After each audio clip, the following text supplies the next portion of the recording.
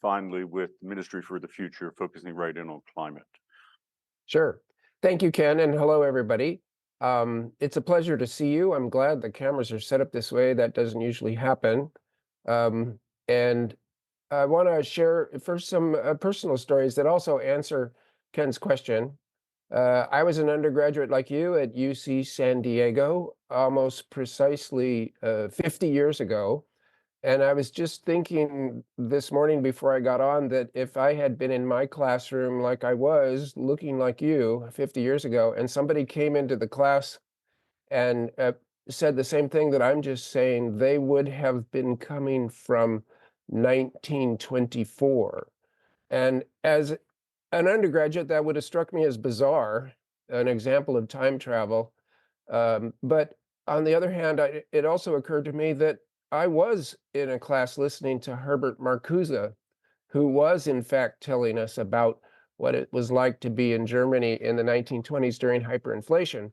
And it didn't feel that strange. So maybe the fact that we're all alive at the same time is just a sense of how spread out human life is over history, because history happens fast, decade by decade, especially these days.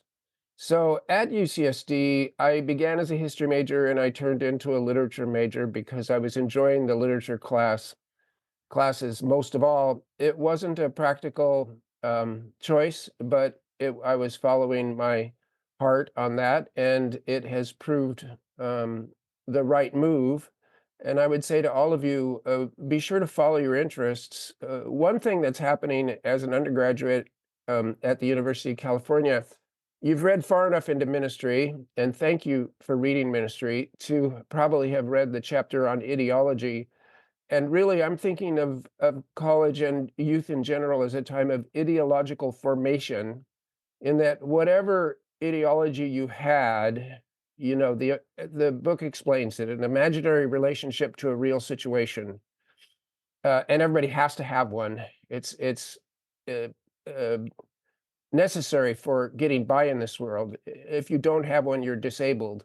So you have one, but the one that you grew up with, that was kind of given to you or shaped by childhood, parents, high school, etc., was relatively basic and standardized. And really, a college education is a matter of finding your own ideology by way of um, sharpening the lenses. I often think of it as glasses, since I wear glasses, between you and the world, to make the images clearer and maybe broader in scope, more like a telescope and a microscope, that you have a set of lenses built up by your own imaginative and scholarly efforts into something that makes sense out of the world in a way that you can then go forward. And whatever particular path you choose in life, it will be clarified for you by the work that you're doing now. And the last thing I'd say before I turn it back to Ken is very important as a UC student on the coast of Southern California to go to the beach and to have fun. This is crucial to those years. They are part of ideological formation. What's life for? So I just want to encourage you, even though I get the sense that pressures on students these days are quite immense. And I don't think that was true when I was young, to tell you the truth. This was the end of the Trump glorias, the post-war period where there was a lot of money, a lot of jobs, and a slack sense that for especially for middle-class California kids, everything was going to turn out all right. And now we have the concept of the precariat because everybody's precarious, and pressures are intense. So maybe it doesn't take any particular reminder, but be sure to enjoy these incredible years that you're in. Ken, back to you. Oh, yeah. Well, first, Dan, I agree with that. I think we often think that we should just, when people the age of our students, should just, work, work, work. But Milton has these two wonderful poems, Il Penseroso and L'Allegro, where he debates back and forth what you should spend most time doing, whether it's enjoying life or kind of, hunkering down and studying and all. But and also to what you just said, Stan, our first speaker was Sarah Ray last week, and the first book we read was A Field Guide to Climate Anxiety. And I think this generation in particular is worrying a great deal about a range of different things, climate being one of them, and this great disparity of wealth and all in our country. Let me ask a question, Stan. Because when I read Ministry for the Future, and one of the reasons I assigned it, it's so wonderful because you almost give a series of lectures in there. You kind of do give a series of lectures in there, which saves me from having to deliver those lectures, those sort of things in person. When you got into writing, were you thinking of it as a way of impacting people in this way? Because the ministry sure does. Well, no, no, no. A literature major, what is it? It's someone who loves to read, and in particular to read fiction. So poetry, drama, novels, short stories. That seems at first to be kind of self-absorbed, you might say, or a private pleasure. Let's put it that way. But every time you're reading a say a novel or a short story, you are co-creating that text. It's black marks on the page, and in your mind, you have to make something happen. And not everybody is good at this, to tell you the truth. It's a gift to be able to read texts and have something significant happen inside you, a sequence of feelings, thoughts, cognition, emotions. And when you do that, you have given to the text. You've done creative work. It's not the same as looking at movies, which you're a witness. It smacks you in the face. In a novel, you have to co-create it. And so I loved that act of co-creation. And I often say people who live a life in literature get to live 10,000 lives instead of one life. Of course, everybody is addicted to stories, and we all get our stories. And if they happen visually through TikTok or in some modern social media, then there's still an addiction to stories there. But the co-creation involved in reading, the generosity of it as an act and the work of it as an act make it something special for me. So I just liked that, and it's still what I like. So, but you have to write to the times. If you're writing a novel about now, you probably do have to include little explanatory essays. The novel is incredibly capacious. All kinds of forms can be fitted into the novel, little dialogues, little playlets, little essays. Some of you may have been forced to read Moby Dick when you were in high school. You could also read the USA trilogy by John Dos Passos. What I did in ministry is not at all new. It has an old tradition of including what you might call the subtext of the work in the text itself, and it needs to be also fun. So it shouldn't just be Wikipedia articles. You'll notice, I think, if you read ministry closely, that most of the essay chapters are by some snarky or angry or bitter or amused or vastly amused type narrator, so that very seldom is it just a straight Wikipedia type article. It needs to have some literary pleasure. It needs to have a character, which is the person writing that particular chapter. And 106 chapters, there must be at least 70 different narrators there. There's some repetition in the stories of Mary and Frank, but by and large, every chapter you've got a complete narrator that you get to learn, and 5 pages pass, and then you're on to someone else. It's a mixed media novel, but a lot of them are. And so, although I've come to regard my novels as also my political work, and I want to do education, the entertainment and education are not an either or. They are very often combined together. This is something that Aristotle pointed out, as well as Bertolt Brecht. You just don't want to make a distinction between learning and being entertained, because the two are very often the same kind of a thing. And I've come to believe that very strongly. And my novels show a bit of an evolution, I should hope, through the decades. And Ministry is what I came to, being my most recent novel. And God, it could even be my last. I have no idea at this point. First, to remind everyone in the room that the Q&A is open for lecture number 3. If you have specific questions you want to put them there, and I'll go through and read them. I actually have a couple other questions myself, Sam, but I'm looking through the comments that people are already making on ministry, and one of them really fits in with what you just said. And the person wrote a whole comment about starting off. I don't think that I ever read a novel structured the way this one was. It is an unusual structure. Why did you do that, or what did you think the? I mean, as someone who reads novels, I could tell you why I think you did it. You tell us why you did it. Well, it was a deliberate choice. I wanted to decenter the narrative, as one would say in literary terms, but you see what I mean.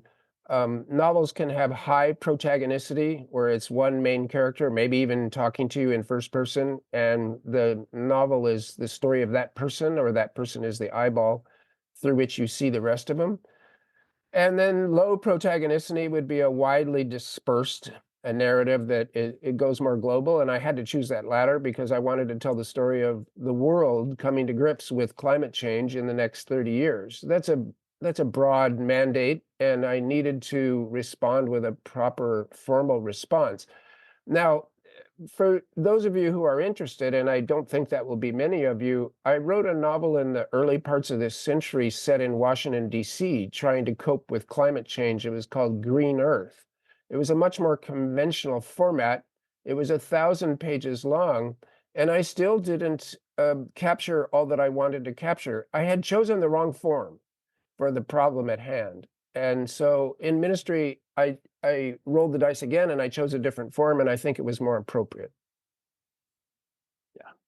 Let me go back to one of my questions, Stan. It shows in your work, and certainly in your most recent book on the Sierras, but we can talk about that. But you have a real interest in broadly what we call nature and the environment. Maybe grew up in California, shaped that. How has that impacted your work? Curious, because a lot of what you were writing is off-world things and all, but you seem also to be very much grounded right here and now in the California environment. Well, that's for sure. I am a Californian, and I suspect a lot of you out there are also. I grew up in Orange County, right near Orange itself, and I went to school at UC San Diego, and I went back for graduate school. So my UC San Diego experience spanned about 12 years. A little embarrassing, but it was great fun at the time. I'm basically a beach kid and a body surfer, and it was only at the end of my UCSD undergraduate years that I was taken up to the Sierras by a close friend, and we began to hike around in the Sierras. And I love them dearly. It's now 50 years, 51 years since my first hike in the Sierra as a junior at UCSD. And I've now been up there maybe approximately 140 trips since then. It's been a big part of my life, and I recommend it to you. It's an awkward drive from Santa Barbara, but whatever. Anywhere in the Sierra, Southern Sierras, west side, east side, maybe Desolation, although that's further enough north that you probably should just go south. From Santa Barbara, to make it simple, you could go to Mineral King or Kings Canyon or Wolverton and just head on up and go with some friends, go without a plan. It's a beautiful experience, and it's grounding in the sense of when you come back to civilization, you see how stupid so much of civilized American life is. So it's a reorientation to reality that is comforting as well as a little shocking. Always coming back to civilization is a bit of a shock. Could it be this stupid? And I'm coming to the conclusion now that anything you do outdoors, and that includes just sitting on the grass on campus and talking with a friend, anything you do outdoors is more interesting than anything that you do indoors. So, since you are a generation that has been brought up on social media and intensely involved with your screens, I want to challenge that and say that the information pouring out of your screens is interesting, but it isn't as interesting as just sitting outdoors and looking at a tree, for instance, or taking a walk, or going to the beach. And I invite you to test that out to see whether it's real or whether this is ancient knowledge. It's either ancient hippie knowledge or ancient Buddhist knowledge that is much more ancient than the hippies. Whatever, we were made to walk around outdoors. We evolved to do it. It's more interesting than the modern distractions of the commercial society, the advertising society. Give it a try and you'll see what I mean. Ah, great idea. So, Stan, I want to talk more about nature just for a minute. In that you've seen California change in your lifetime, I would presume, and you've also given a good bit of thought about how it's going to change. And we're going to actually have at least one climate scientist involved with modeling come and visit the class and all. But any thoughts on the change happening, change where we are right now, sort of partly into it, or what's coming? There's good news and bad news there. Obviously, I would say go to the beach while you can. The beaches are doomed. We have baked in sea level rise that even if we were to respond to climate change appropriately starting right now, full bore, we would still see some sea level rise and beaches are at sea level. And so enjoy the beach while they're there. And that's going to be a problem, especially in California. I grieve over that. Beach cultures worldwide are a beautiful thing, a beautiful human thing. And the beaches of the world are in terrible trouble because sea level rise of even 1 meter will be enough to wipe out most of the beaches on Earth, including Santa Barbara's. So that's bad and is something to be a spur in your butt for further actions to avoid more losses even than that. And recovery is always possible if you take the really long view. The good things that are happening is that California is a really progressive environmentalist state. It's basically a one-party state, the Democratic Party, that's leading the world in many climate actions, including atmospheric and water use, et cetera. It's necessary because California is going to be in water crisis more or less forever from now on. And for the rest of your life, it's going to be a major issue on the table. Can California find enough water, keep enough water? But already political action and technical action is being taken. And the rewilding of California is something that can be done even with the 35 million people. It's a spectacularly beautiful and exciting uh, cross-disciplinary effort that's already begun. And no matter what your major is, no matter what your interests are, you can join some part of that effort as you go forward in your career. And what I find interesting about this is that when I was much younger, there was a crisis of meaning for the youth, an existential crisis. Nothing meant anything. You made money, then you died, and you were in debt to other forces. You worked like a dog through your college career, then you worked like a dog through your career, and then you died. What's the point? And in the 80s, there was a bumper sticker on cars that said, "The one who dies with the most toys wins." So this was a cry of despair, of lack of meaning. It was either said, it depended on what kind of car it was. If it was a cheap old car, it was a sarcastic joke. If it was a shiny new BMW, it was maybe a boast. So this was generational. It wasn't like individuals were caught up in it or not caught up in it. It was a generational crisis of meaning. Well, now, okay, for the rest of your life, climate change is going to be hammering us. There's going to be a decades-long carbon dioxide overshoot in the atmosphere that's going to affect everything else. Humanity's going to have to suck that CO2 back out of the atmosphere. That's going to take decades. It's going to take the whole of your lives. And so you're stuck with it. But on the other hand, you no longer are stuck with a crisis of meaning. Life now has meaning. Can we dodge the mass extinction event?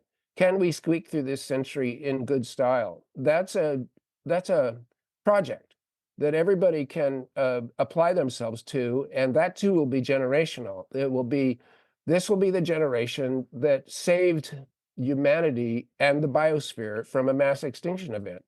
It's a mighty task. It will be stressful. And yet it will be meaningful. And it's better to have meaning than to be caught without meaning. That's fundamental.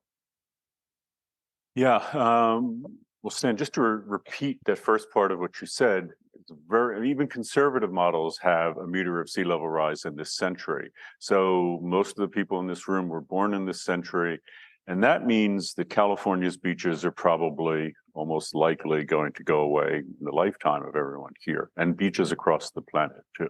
But let me just pick up on something you kind of with that bumper sticker we're referencing, Stan. I was curious if you have thoughts on it.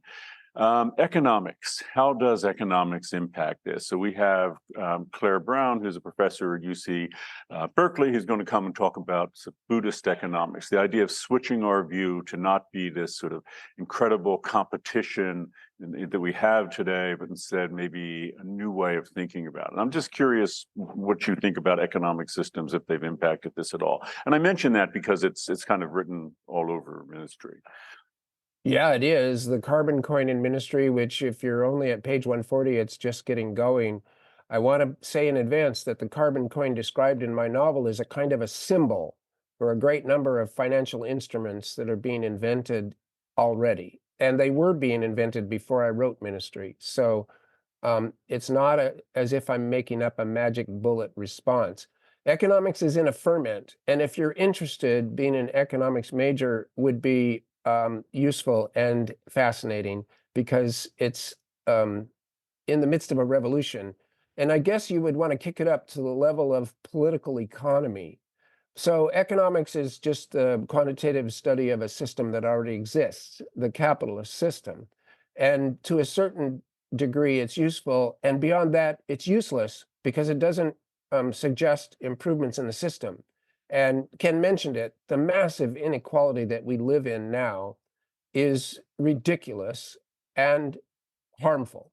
So there shouldn't be people who don't have water, toilets, and electricity and education. There shouldn't be billionaires. They both are inappropriate. And you could read Donut Economics by Kate Raworth.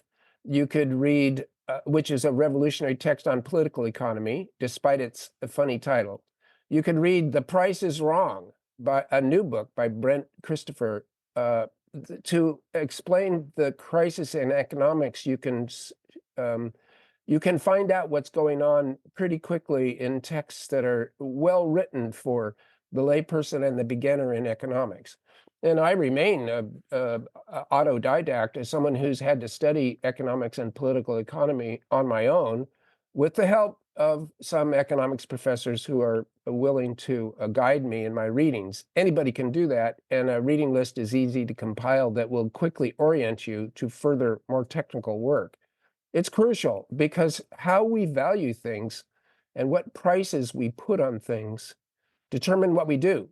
It's a rating of human work and human effort, and also human compensation. You should get paid to do the right things, enough to make a living, and you should get economically penalized for doing things that destroy the biosphere and create inequality amongst humans. Arranging that is a problem for all of us to solve together now, because it isn't that way now. And the banks, the big sources of private capital on the planet, are still going for what is called the highest rate of return. So if they could make 9% on a project that destroyed the biosphere in that area, or they could make 6% investing in a project that restored that area to ecological health, they would go to the 9%. And it doesn't matter the repercussions of that. So we're living under an oversimple algorithm that is making decisions for us that is too simple and is too destructive to endure. And we're trying to change it so that really you make your living best by doing what's good rather than what is rapacious and bad. And this transformation is really part of it's right at the center of the project of civilization saving itself from a mass extinction event. Yeah.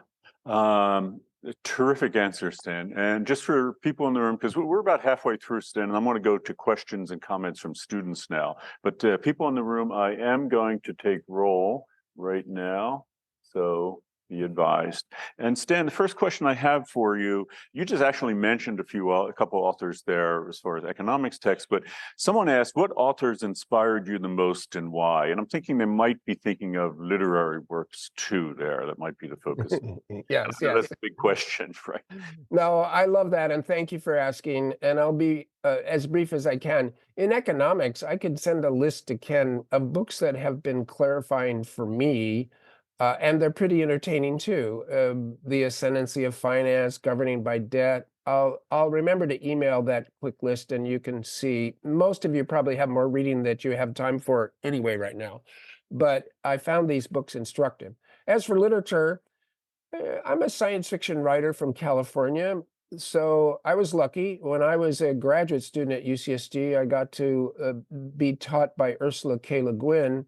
I had already been reading her books and loved them dearly. And then to have her come to UCSD for a month and get to know her and be taught by her, that was one of the great coincidences of my life. And I stayed in touch since. So there's a generation of American science fiction writers and English that were maybe just 20 years older than me. And when I was your age, I was reading them with an intense excitement because that was called the new wave in science fiction. And almost anything in science fiction that has a copyright date between, say, 1965 and 1975 will be really interesting even now.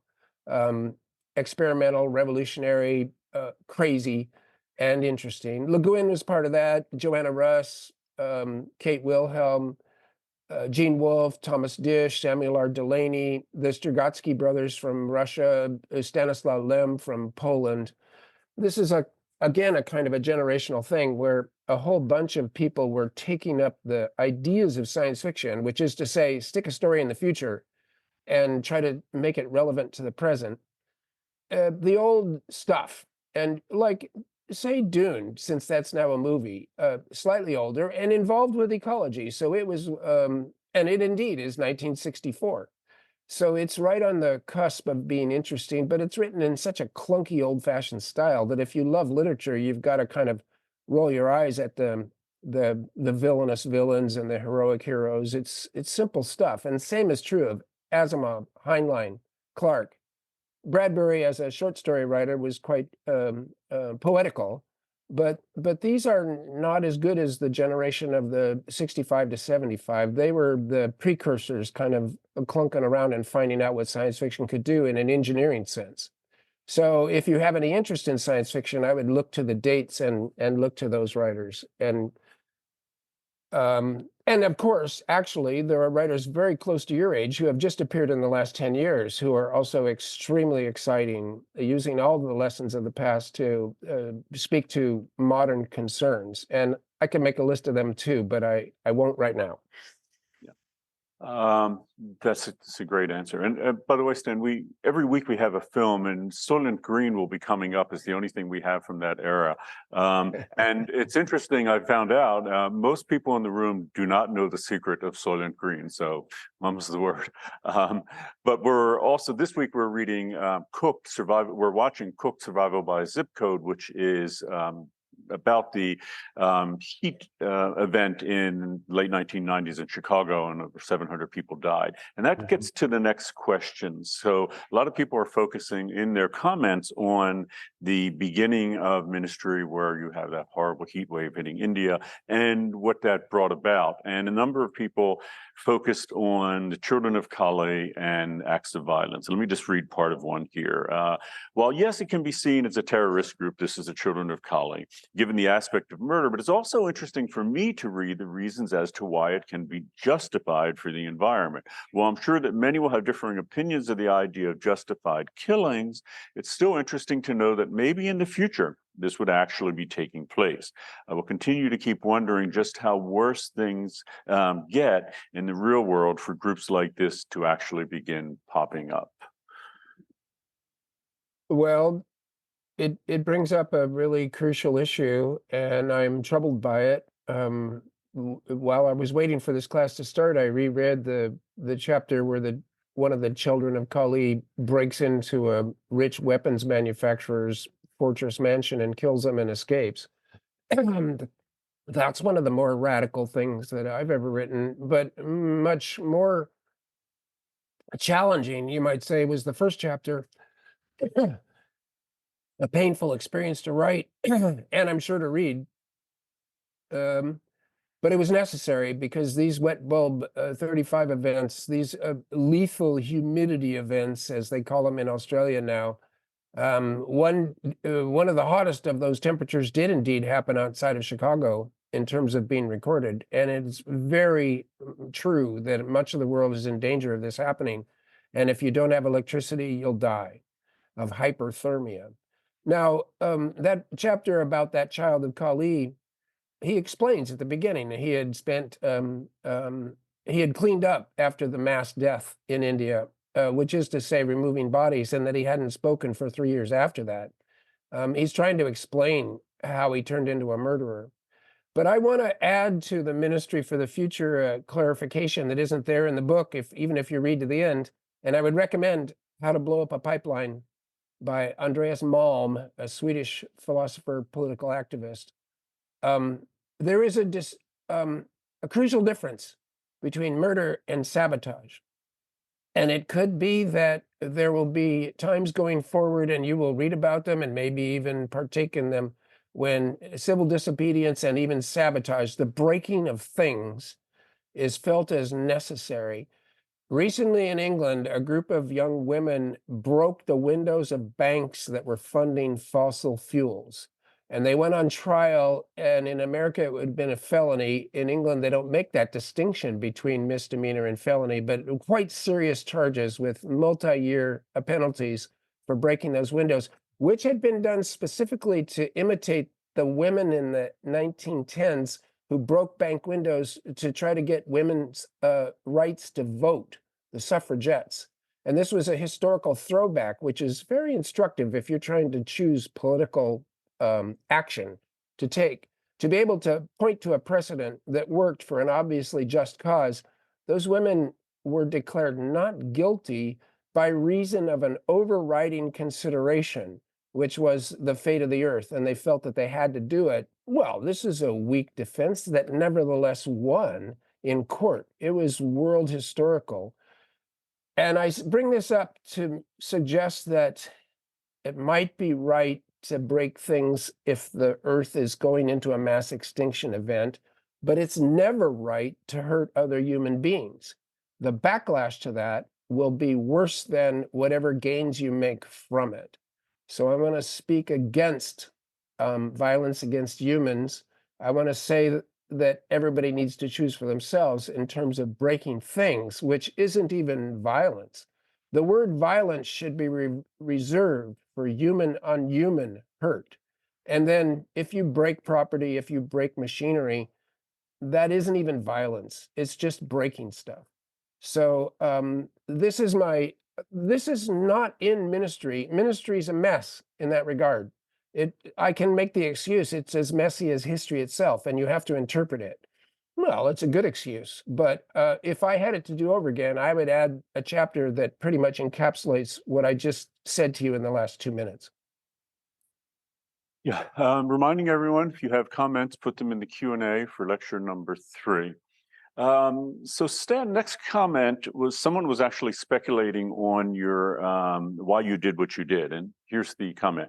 I think that the author set the location of the heat wave in India because he wanted to remind people that developing and poor regions are the first victims of the climate crisis. Is that a right speculation? Well, it is true. And I chose India with great trepidation. I don't know it well. It is the most populous country on earth. It's the biggest democracy on earth. It's intensely complicated.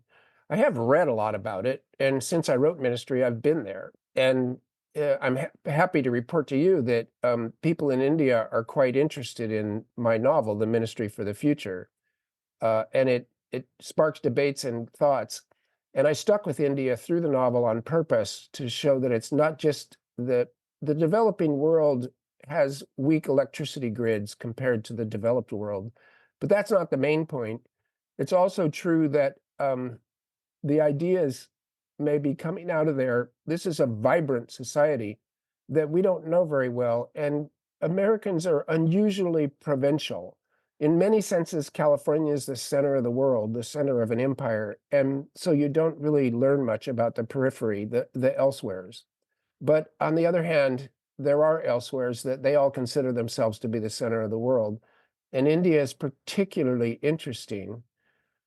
And it has English language newspapers so that if you're interested enough, like I was, you can read the daily news from India and catch their perspective on things, their particular version of the English language, etc.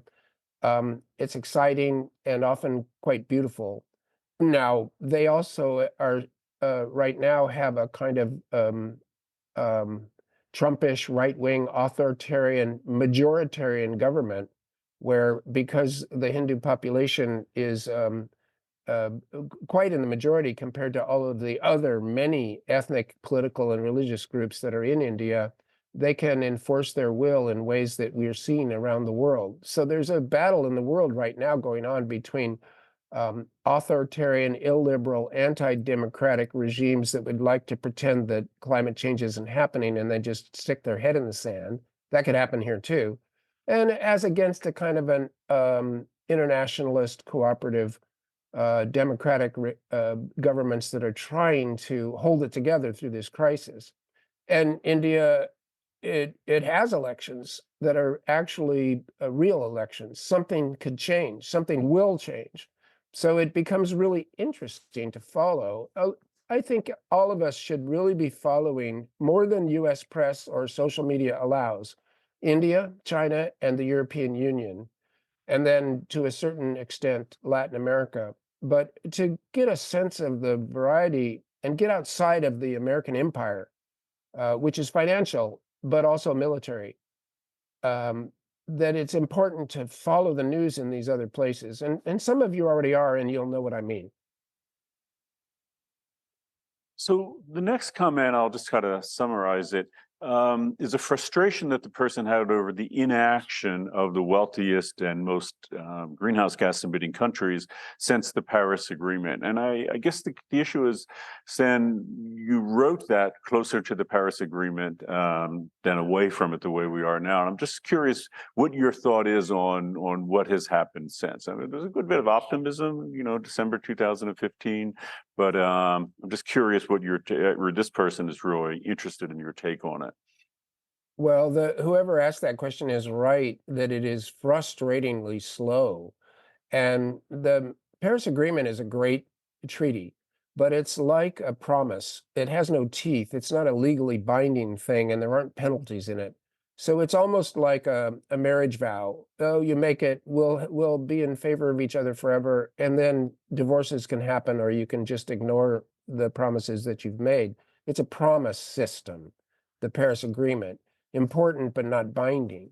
And in the Paris Agreement, it says twice, the developed nations are to do more to help the developing nations to develop quickly and greenly to get us past the climate crisis. That's written into the Paris Agreement, but getting money out of the developed nations into the developing nations has been like trying to um, take money away from a miser's hoard. The developed nations are acting like misers. They're sitting on their hoards of capital and basically private capital, which is all in the developed north. America has 5% of the world's population and about 70% of the world's capital. Think of that for a while. And it's all sitting on that capital saying, well, we won't invest it unless we're certain that we'll never lose a dime of it. And in fact, that we get the highest rate of return for it. Governments need to indemnify us, insure us, and make sure that they're the backstop. If there's losses, they have to be distributed amongst people and not amongst our capitalist owners. So the selfishness, the greed, the miserliness of the developed nations, and often these are bureaucrats or diplomats speaking for their country, they don't even own that money, and they still act like some kind of Charles Dickens or Tolkien-esque miser, like a dragon sitting on a pile of gold. And the gold is useless stuff unless it's put to use. So it's a little crazy. And everybody now, my sense of it is this: everybody's looking at each other going, who will go first? Who will make the first payments here? And every country's politicians look at their votes and say, well, it's sure not going to be us. It's too much risk. So that's why you see the European Union as a bundle of 20 countries being a little forward of the rest. That's why you see China, especially in their own self-interest as a nation, saying this is important to our 1 billion people, and therefore we're going to push it because we can. We don't have to submit to our voters' wishes in this. We're going to make an executive decision at the top. And so you see different kinds of responses to the problem. And every nation has signed on to the Paris Agreement, but whether every year there's a COP, and one of the rules of the Paris Agreement is that the promises get ratcheted up every year. New promises are added, old ones are made stronger, and yet they aren't being lived up to fast enough or fully enough. So there's reason for frustration. And I believe in the COP system. I think it's better than having nothing. It's the same as the UN itself, and the Paris Agreement is a UN thing. The UN's better than not having a UN, and yet it could do so much more. I should add at the end, the UN this September will run a summit of the future. They will write a pact for the future. These are things that basically have come out of the novel that you're reading, The Ministry for the Future. They can't reference it directly because of the violence in the book. And the UN, the last thing they need right now is the suggestion that they might be in favor of having a black wing, etc. But nevertheless, the idea that the people of the future need defending by the people of the present has spread. And the UN will take it up as part of their efforts this fall. Who knows what'll come of it, but things are happening. If you are concerned, where can I apply my hope? Where can I find reason for hope? They're out there to find. Yeah, terrific. Next, very short but specific question. If you were to write another novel, what would you do differently? Well, I would never use the word blockchain. That's for damn sure. By the way, when I think you know Peter Kalmus is a climate scientist down at NASA Jet Propulsion Laboratory. When I told Peter you were going to come, it was last year, he said, ask Stan about blockchain, ask Stan about blockchain. Well, it was a mistake. There is digital money, there is cryptography, there is coding. I only believe now in fiat money, the money that's backed by governments, because money, as mysterious as it is, and indeed there's a good book called The Politics of Money. It's a medium of exchange between us. It's a storage of value so that you can hang on to value over time. And it's a sign of social trust. And that social trust cannot be engendered by libertarian scam artists. It needs to be government backed, essentially armies and laws, prisons, and social security programs. Money is created and backed by governments only. Now, it still could be digitized and codified, but it's not a system of private contracts between individuals worldwide. This whole distributed ledger, blockchain, you get to Bitcoin, which indeed is an intense carbon burn, like equal of the country of Jordan or Israel or the Czech Republic, for nothing except the hope of making money out of nothing. In a kind of distributed scam or a pyramid scheme, a Ponzi scheme. So to even use the word blockchain was a bad mistake that comes from writing the book in 2019. I would take it out if I could, and I would never use it again. And I encourage those of you who are interested in this kind of stuff to regard the world with more attention paid to how things really work, and the importance of government, basically. Great answer. Next question is following up on civil disobedience and is asking, how do you feel about street disruptions and specifically referencing Extinction Rebellion protests? How is this justified when you see how it can negatively impact everyday working class people? Also, taking movements led by people like Ed Abbey, how do you justify actions that are violent to everyday working people's livelihood? When does it go too far? Can violence really be justified in hurting people? And I guess by Ed Abbey, we're talking about like spiking trees and things like that. Yeah. Well, good question. And I'm completely in agreement with the person asking the question's implication. It almost immediately goes too far. Say I'm in contact with the founders of Extinction Rebellion and am an outside advisor to that group. You lie down on a freeway, you keep from going to work, and then they're all really mad at you. These goddamn kids have the luxury to do this to us, and I myself have lost a day's pay and I need it for my rent. You create enemies. It's stupid in terms of public relations terms. What you now throwing paint or soup on a famous old work of art, that's a spectacle. That's theater. It's not anywhere near as bad in terms of getting the attention of the public and saying this cause is so important that the past, the beauties of our culture are irrelevant compared to destroying the biosphere. It's better theater than blocking people getting to work. I say this having blocked people from getting to work when Nixon and Kissinger bombed Cambodia. But what happened in 1970 is not actually the greatest guide in the world, you won't be surprised to hear, to what we're doing now in 2024. And so I would say, and I've said it to Extinction Rebellion, do other things. And they've shifted actually to art events. Can the public be taught by climate fiction, climate art, climate music to regard the situation as an existential crisis that we can do things about, education rather than civil disobedience? Now, there may be moments where everybody in the town square is showing up to say things are going wrong. There may be moments like breaking the banks of a window, or somebody started up a ping pong game in bank offices in Zurich, and they got in big legal trouble for that. Gluing yourself to the doors of banks that fund fossil fuels so that they have trouble ungluing you, and the executives making these destructive decisions to invest in fossil fuels have to think it over a little bit, but not the ordinary working person. And going back a couple of decades or more, spiking trees was a terrible mistake of those people who are trying to save the redwoods. There were better things to do. That one was wrong because it could hurt people. Again, pouring sugar into the gas tanks of bulldozers that are bulldozing forests, that is so, that's a good move. And until they locked the gas tanks up, of course. But there are better moves than ones that hurt um, people physically or endanger their livelihoods financially. So I think that we don't have a good rhetoric for action.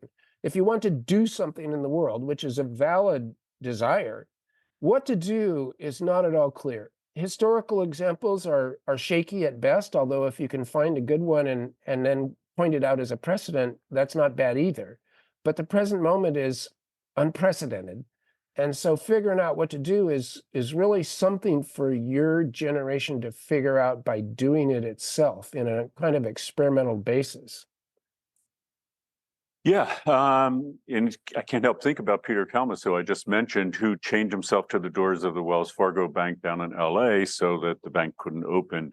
And Peter's given a lot of thought to this, and I think you're great to mention, Stan, that we need to do that. But let me, because we don't have a whole lot of time left, go to some other questions. Developing countries are facing the brunt of climate change caused by wealthy developed countries like the US. Is there a lot of activism occurring in these countries? It's not their job to fix this issue, but is there, a great deal of concern being displayed there? Well, that's a good question. And I- is is activism the right word when you're rebuilding your town that has been flooded and destroyed?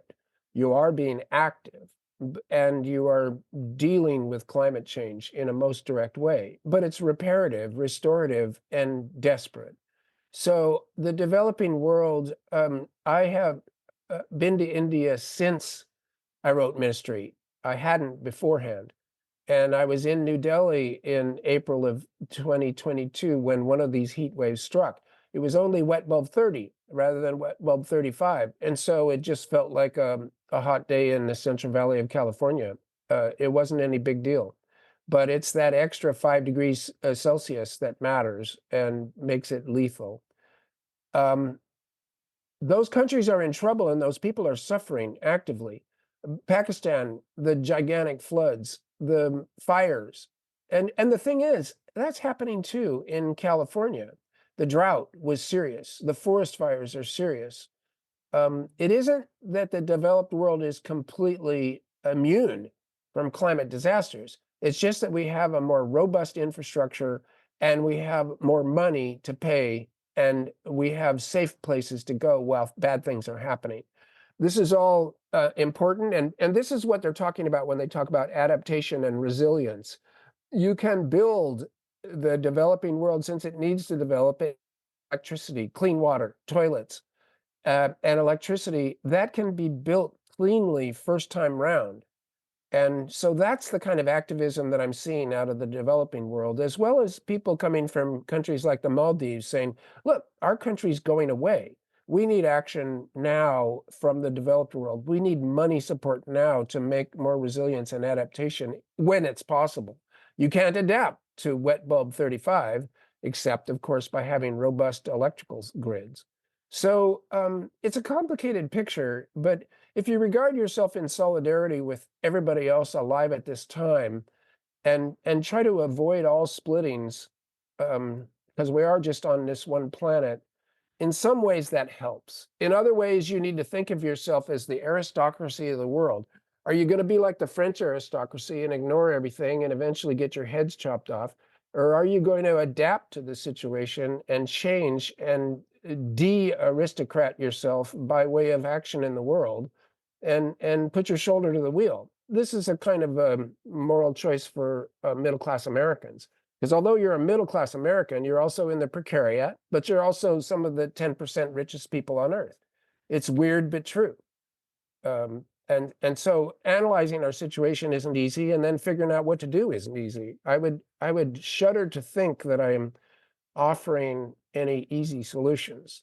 But I have seen people in the world desperately worried and also working their butts off. Yeah, great answer. And this actually, next one kind of goes to what you were saying. This person notes that they learned, presumably in a class here at UCSB, about how economic development can aid the problem with gender inequality in underdeveloped countries, as they note here. How do you think development can aid with climate crisis? In other words, what specifically can we do in wealthy countries to help where it's needed most? Well, for one thing, in developed countries, what can you do? It's hard. You can be an active citizen. You can vote for climate aware politicians, and you can vote for internationalists over nativists. So that's just simple. You can then join local movements wherever you live. In Santa Barbara now, but wherever you move to when you're done, there will be climate action groups in that town that work on the local levels where you can do things hands on. And we need work here. It isn't as if the developed world isn't going to get hammered by climate change. So there's work that can be done. As for helping the developing world, well, you could go there and work, and it will be exciting and interesting and possibly life changing. Or you can just stay interested and support the cause from here in the United States. There's work to be done here at home that is important enough that you do not have to feel like you need to go out and help the rest of the world. It's a political position to say, we're tired of being an empire. We don't want to have 70% of the world's capital when we're 5% of the world's population. That's unstable and unsustainable and morally wrong. So it's an everything type thing that you need to do. And it isn't necessarily true. I mean, you've read the novel. Frank, or at least you've read enough about Frank. Okay, he was an idealistic kid from Jacksonville, Florida. He went to India to do aid work without even understanding what he was doing, without speaking the language. His work was close to meaningless, but his heart was in the right place. Then it all got blown up underneath him by things happening there. That happens a lot. And in some ways, it's good for you. In other ways, it's completely destructive, and you end up with post-traumatic stress disorder. So there is no obvious course of action. I do not want to, I don't, in fact, since we're getting near the end, I want to reiterate to you, we're in an unprecedented situation where what to do is not obvious. And you are going to have to make it up. The education that you're getting there at Santa Barbara is part of the decision process of figuring out what to do going forward that will, no matter what field you're in, it could be applied to the climate crisis. It could be part of green work. And I'm even talking about English majors like myself, but certainly the arts, the humanities, the sciences, the engineering schools, law, medicine, it all can turn into green work. So you don't have to um, stress too much about changing or deliberately choosing to do climate work that isn't in your wheelhouse of your actual interests.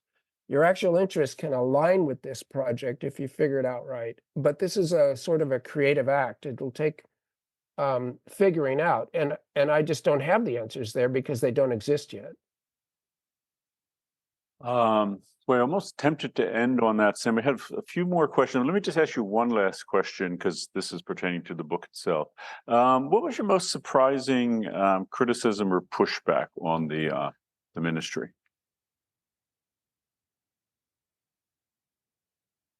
Um, there've been many. People read that book and then they're experts in one of the chapters or another, and they come to me and say, "You need to know more. You needed to know more to write that chapter right." And I say, "Well, tell me more." And that's been great.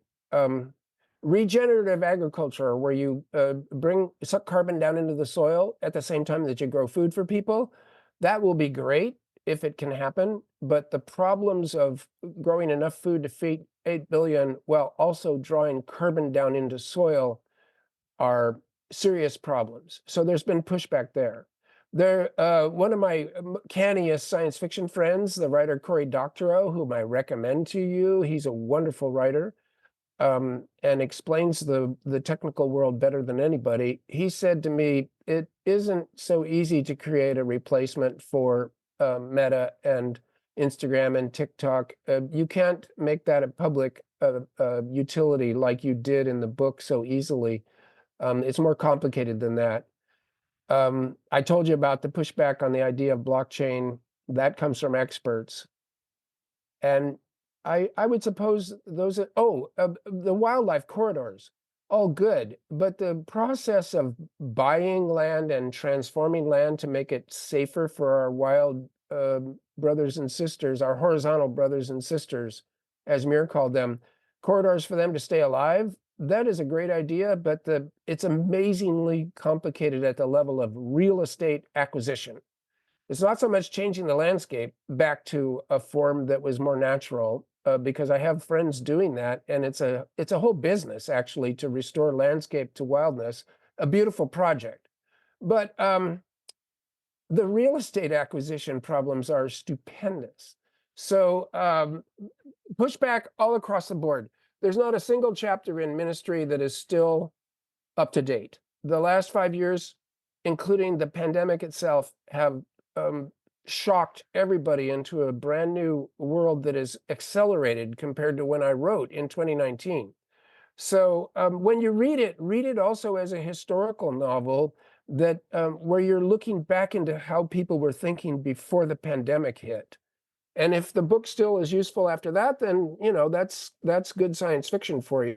But you are also in a new situation now, and I just encourage you to think critically and go forward with a lot of resolve and a lot of hope, a lot of skepticism, and with the scientific method as a very powerful method for staying oriented to reality.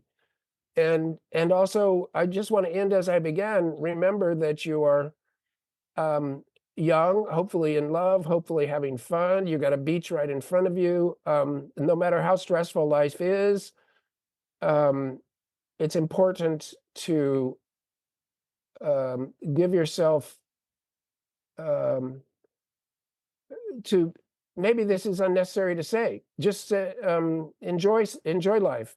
Focus on joy as part of the whole process. Learning itself is joyful. So really, you're in a good place. And I just want to send you out into the sunshine with that message. No matter climate change, no matter the ridiculous political soap opera, you're still in a good place if you just look around the actual space that you're in as a physical animal in the world, a social primate amongst other social primates. Have fun with it. Wow, what a terrific way to end. So can everyone thank Kim Stanley Robinson for coming to our class? Pleasure. This has been great. Thanks so much. Yep. Bye bye, everybody. It's really good to see undergraduates. I wish I would be a teacher again, except, maybe I will someday. But meanwhile, keep learning, have fun. Bye bye.